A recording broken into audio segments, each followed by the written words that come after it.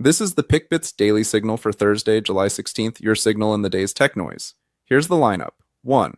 All summer we've watched age checks spread across the internet, and today the biggest state in the country deleted the worst version before it became law. 2.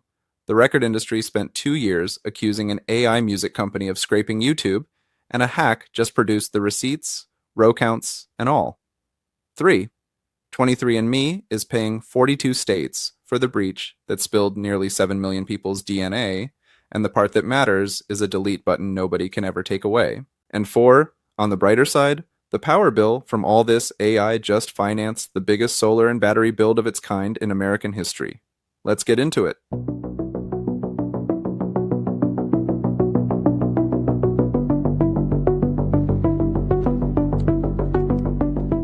This is the PickBits Daily Signal. Story 1. If you've been reading along since late June, you've watched age checks show up somewhere new every week. We flagged the KIDS Act on June 28th, the federal bill with an identity database inside it that could unmask whistleblowers, and the House passed it this month. The Supreme Court just let Texas's App Store age law take effect. Illinois passed a version that reaches into the device itself. Every single move went the same direction, more of the internet behind an ID check. Here's what that looks like in the state that started the wave. The Supreme Court upheld a Texas law that requires a person to upload identifying information to prove their age before access to a porn website.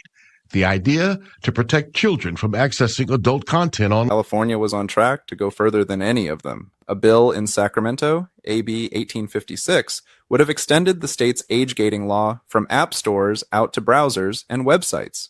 Prove your age to load a page in the state whose rules become everybody's defaults. This week, the legislature stripped that expansion out of the bill, and the Electronic Frontier Foundation, which had been fighting it for months, formally dropped its opposition. That is the first time all summer this trend has moved backwards. The EFF didn't declare victory here, it narrowed its target. The underlying law still stands, so your phone and your app store in California still have to know your age bracket, and the same expansion will get refiled somewhere else. Every group fighting one of these bills somewhere else just got their proof it can be done. Follow this one, because the next round is already in front of the Senate. Story 2.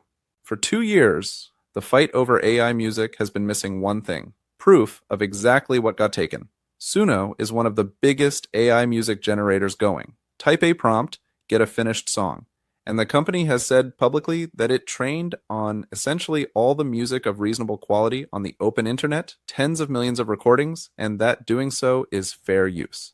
The record industry sued back in 2024, and one accusation in that fight was always sharper than the rest.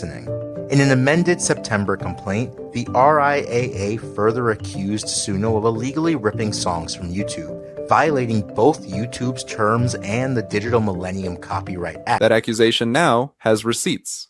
A hacker got into Suno, and what spilled out wasn't just source code, it was the training manifests, the actual ingestion lists.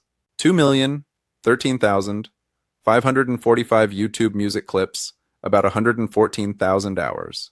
More than 12,000 hours from Deezer, 17,000 from Genius, plus sheet music libraries, sample sites, and podcast feeds. Somebody's allegation just became a spreadsheet with row counts.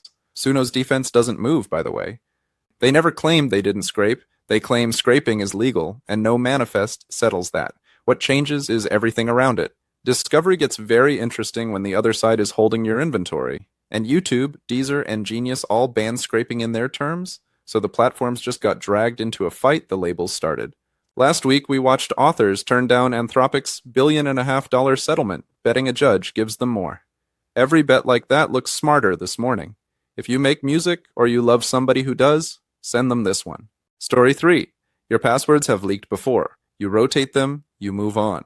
Your DNA is the one password you can never change, and the settlement's dollar figure matters a lot less than the rights inside it. 23andMe agreed to pay $18 million to 42 state attorneys general over the 2023 breach that exposed genetic and ancestry data on 6.9 million people. What investigators found is rough for a company holding DNA. No protection against attackers replaying stolen passwords, which is exactly how they got in. And when it happened, the company denied it at first, then blamed its own customers for how their accounts were set up. State officials have been pushing one move since this company hit trouble. It has robust privacy laws that allow consumers to take control. In the Golden State, the Genetic Information Privacy Act and the California Consumer Privacy Act allow people to log on to their 23andMe accounts and permanently delete their genetic data, request that any samples are destroyed, and revoke permission for genetic data to be used in research. The settlement takes that right and makes it permanent. Delete your data, destroy your physical sample whenever you want, no matter who owns the company. And who owns the company is doing a lot of work in that sentence. While the lawyers negotiated, 23andMe went bankrupt, sold its assets for $305 million, and the DNA database moved to a nonprofit run by the company's former CEO.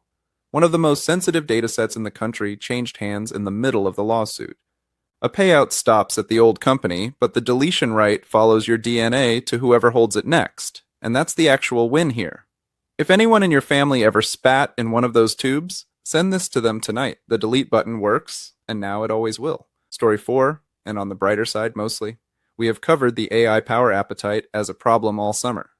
Engineers investigated for testifying about data centers, fights over who pays for the wires. Google's own electricity use rose 37% last year, and that is mostly AI. And Google is not even the extreme case. Look at what is lining up to plug into the Texas grid alone. How much that is, 220 plus gigawatts is roughly the same as 200 big nuclear power plants worth of demand knocking on the door. That's in addition. So about 3/4 of that is from AI data centers.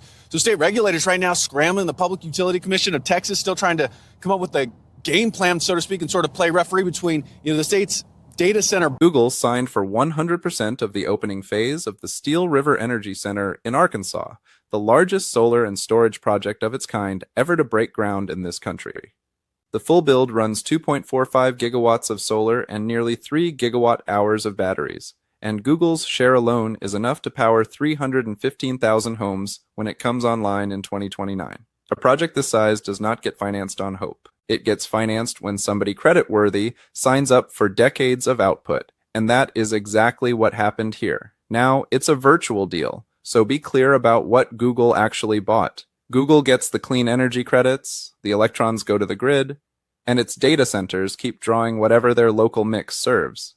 Critics say that power could simply serve homes instead, and they're not wrong. But the batteries are the tell.